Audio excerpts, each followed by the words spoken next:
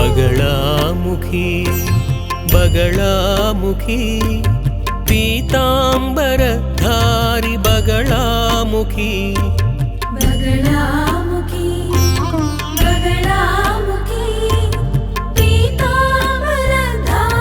बगलामुखी बगलामुखी देवी बगलामुखी।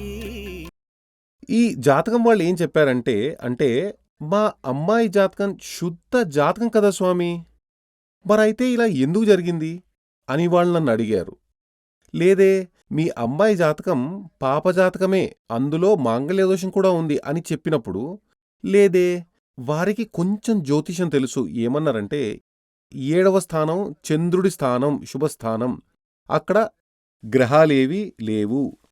2వ స్థానం కుటుంబ స్థానం, అక్కడ గ్రహాలేవీ లేవు. మరైతే ఇది శుద్ధ జాతకమే కదా. ఆయన 8వ స్థానంలో పట్టించుకోలేదు, కానీ అది కరెక్ట్ కాదు. చూడండి, 7వ స్థానంలో శని దృష్టి ఉంది, ప్లస్ 7వ స్థానానికి అధిపతిగా ఉన్నటువంటి చంద్రుడు సపరేటివ్ టెండెన్సీ ఉన్న రాహుతో కలిసి ఉంది. అంతేకాకుండా 8వ స్థానంలో ఉన్నటువంటి కుజుడి దృష్టి కుటుంబ స్థానమైన 2 మీద ఉంది. సరిగ్గా చెప్పాలంటే ఒక గ్రహం ఏ రాశిలో ఉందో, ఏ రాశి మీద దాని దృష్టి ఉందో అక్కడంతా ఆ సమస్య ఉండనే ఉంటుంది. ముఖ్యంగా పాపగ్రహాల విషయాల్లో. శుభగ్రహాలుగా ఉంటే శుభాలు కలుగుతాయి, మైనస్లుండవు. అది ఎక్కడుందో, ఎక్కడెక్కడ దాని దృష్టి ఉందో అక్కడంతా అక్కడ ప్లస్ కలుగుతాయి. కాబట్టి మొదట్లో చెప్పిన శ్రవణ నక్షత్రానికి మాంగళ్య దోషం 100% ఉంది. అంటే పునర్వివాహ యోగం. ఎందుకంటే ఈ సపరేటివ్ టెండెన్సీ గ్రహాల దృష్టి కారణంగానే ఆ పునర్వివాహ యోగం కలుగుతుంది. 2వ జాతకం కూడా అలాంటిదే. తర్వాత జాతకానికి వస్తే అనురాధ నక్షత్రం, 27 ఏళ్ల వయసు అయింది. ఈ జాతకం చూడండి, ఇక్కడ వాళ్ళేం చెప్పారంటే ఏ కారణం చేతనో మాంగళ్య దోషం ఇక్కడ వచ్చింది కూడా ఒక జ్యోతిష్యుడే. ఆయన కూతురుదే ఈ జాతకం. ఆయన ఏం చెప్పారంటే, స్వామి మీరు యూట్యూబ్లో మీరు చేసిన కొన్ని వీడియోలు నేను చూశాను, అందులో మాంగళ్య దోషం ఉందని మీరు చెప్పారు, దానివల్లే కుటుంబంలో విడిపోవడం జరుగుతుందని మీరు చెప్పారు. కానీ మా అమ్మాయి జాతకంలో చూస్తే కుజదోషం ఉంది, అది నాకు తెలుసు. దానికి పరిహారం కూడా చేశాను. పరిహారం అంటే జాతకంలో గురువు దృష్టి ఉండడం వల్ల ఆ పరిహారం చేశాము. పరిహారం జాతకంలో ఉంది, కానీ పెళ్ళై విడిపోయారు కదా, దానికి కారణం ఏంటి అని అడిగారు. చూడండి, దీనికి సంబంధించి 7వ స్థానానికి లగ్నంలో నుండి 1, 2, 3, 4, 5, 6, 7 ఈ 7వ స్థానంలో శని దృష్టి ఉంది. అంటే శని 1, 2, 3వ స్థానంలో దృష్టి అంటే లగ్నం యొక్క 7వ స్థానంలో శని చూపు ఉంది. కుటుంబం విడిపోయేలా చేస్తుంది. అదేవిధంగా 8వ స్థానం ఆయన చెప్పారు కుజుడు అని చెప్పారు. కుజదోషం ఉంది, దానికి పరిహారం చేశాము, పరిహారం జాతకంలో ఉందని చెప్పారు. కానీ ఈ జాతకానికి సంబంధించి 8లో కుజుడు 1, 2, 3, 4, 5, 6, 7, 8 8లో కుజుడు ఉన్నాడు. 8లో కుజుడు ఉంటే అది కుజదోషమే. కానీ ఈ జాతకానికి సంబంధించి కుజదోషం లేదు. ఎందుకంటే లగ్నాధిపతి ఎక్కడ ఉన్నప్పటికీ మంచి చేస్తాడు అని శాస్త్రం చెబుతోంది. కాబట్టి ఇక్కడ ఈ అమ్మాయి వృశ్చిక లగ్నంలో పుట్టింది. అంతేకాకుండా రాశి కూడా వృశ్చికమే. కాబట్టి లగ్నం దృష్ట్యా, చంద్రుడి దృష్ట్యా, అంటే లగ్నంలో నుండి చూసినా, చంద్రుల్లో నుండి చూసినా 8లో ఉన్న కుజుడు ఈ జాతకానికి సంబంధించి కుజదోషం లేదు. మరొక విషయం ఏమిటంటే, జాతకం ప్రకారం లగ్నాధిపతి 8లో ఉన్నాడు, అది మైనస్ అనాల్సిందే. కుజదోషానికి సంబంధించి చూస్తే ఈ జాతకంలో కుజదోషం లేదు. జాతకంలో 8లో కుజుడు ఉన్నప్పటికీ కుజదోషం లేదు. ఒక జాతకంలో లగ్నాధిపతి అంటే ఆ జాతకం యొక్క అధిపతి అని అర్థం. ఆ అధిపతి 6, 8, 12లో ఉంటే అది ఒక కామన్ శాస్త్రమే. 6, 8, 12లో ఉంటే మంచిది కాదు. కానీ క్లారిటీ రావాలంటే అది ఏ గ్రహంతో కలిసి ఉంది, ఏ గ్రహం చూపు ఉంది అని చూసి లెక్కించి గణించాల్సి ఉంటుంది.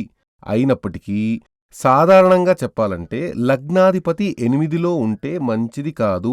అది మాత్రమే కాదు, లగ్నాధిపతి 8లో ఉండటంతో పాటు వీనస్తో కలిసి ఉన్నాడు. వీనస్ అనేది దాంపత్య జీవితం, సెక్షువల్ లైఫ్కి అధిపతి. అది 6, 8, 12లో ఉంటే మంచిది కాదు. 8లో ఉంటే కామభావన కొంచెం ఎక్కువగా ఉంటుంది అని అంటారు. కానీ ఆకలి ఉన్నప్పుడే భోజనం దొరకాలి కదా, అదే ఇక్కడ దొరకదు. మీకు అర్థమైందనుకుంటాను. కాబట్టి ఈమెకి ఈ సెక్షువల్ లైఫ్కి అధిపతిగా ఉన్నటువంటి వీనస్ 8వ స్థానంలో ఉండడం కూడా మంచిది కాదు. 2వ స్థానం నుండి గురువు వీనస్ని చూస్తున్నాడు. ఏ జాతకంలో అయినప్పటికీ గురువు శుక్రుడు దృష్టి ఉంటే కుటుంబ జీవితం మంచిగా ఉండే పరిస్థితి ఉండదు. ఏ జాతకమైనా చూసుకోండి, మీ ఇంట్లో ఉన్నప్పటికీ ఇంకేదైనా సరే అలా ఉంటే భార్యాభర్తల మధ్య విడిపోవడం జరుగుతుంది, కానీ సంతోషకర కుటుంబం జీవితం ఉండదు. ఇక్కడ చూస్తే గురువు వచ్చి శుక్రుణ్ణి చూస్తున్నాడు, శుక్రుడేమో గురువుని చూస్తున్నాడు. ఇది గురువు శుక్రుడు పరస్పర దృష్టి, చూపు అని చెబుతారు. అది మైనస్. కాబట్టి ఈ జాతక ప్రకారం 100% మాంగళ్య దోషం ఉంది. ఆ మాంగళ్య దోషానికి పరిహారం చేయకుండా పెళ్లి చేశారు కాబట్టే ఆ జంట విడిపోయింది. అలాగే ఇది తెచ్చిన వ్యక్తి బాగా జ్యోతిషం తెలుసు, ఏదో ఆయనకి ఈ విషయాలు తెలియలేదు అనే అనిపిస్తోంది. లేదంటే ఆయన గ్రహపాటో కుమార్తె గ్రహపాటో సమస్య వచ్చింది. తర్వాతి జాతకానికి వస్తే విశాఖ నక్షత్రం, ఇది కూడా అమ్మాయి జాతకమే. ఇందులో మాంగళ్య దోషం ఎక్కడుందో చూద్దాం. చూడండి, మాంగళ్యం గురించి ఆలోచించినప్పుడు ముందుగా 7వ స్థానం, 1, 2, 3, 4, 5, 6, 7వ స్థానంలో శని దృష్టి ఉంది. పరిహారకుడైన గురువు జాతకంలో నీచంలో ఉన్నాడు. అదేవిధంగా 2వ స్థానంలో సూర్యుడు. ఇక్కడ చూస్తే 2వ స్థానం ధనుస్సు అనేది గురువు యొక్క స్థానమే, కానీ ఆ బుధుడు గురుడు ఎనిమిలుగానే ఉన్నారు, శత్రువులుగా ఎనిమిలుగానే ఉన్నారు. కాబట్టి ఈ రెండిట్లో ఉన్న బుధుడు తన శత్రువు ఇంట్లో ఉండడం వల్ల 2వ స్థానానికి అధిపతిగా ఉన్నటువంటి గురువు నీచంగా మారడం వల్ల, ఇక్కడ చూస్తే సూర్యుడితో చేరి ఉండడం వల్ల, ప్లస్ ఇక్కడ 1, 2, 3, 4, 4వ స్థానంలో కుజుడి దృష్టి ఉండడం, ఇది కుజదోషమే కాదు, 4వ స్థానంలో కుజుడి దృష్టి ఉంది. కాబట్టి లగ్నం యొక్క 4వ స్థానంలో కుజుడి దృష్టి ఉంది, ప్లస్ బుధుడు ఇక్కడ పాపగ్రహంగా ఉంది, సూర్యుడు కూడా ఉన్నాడు. కాబట్టి ఈ జాతకం ప్రకారం ఈమెకి 2 పెళ్లిళ్ళు జరగాల్సిందే.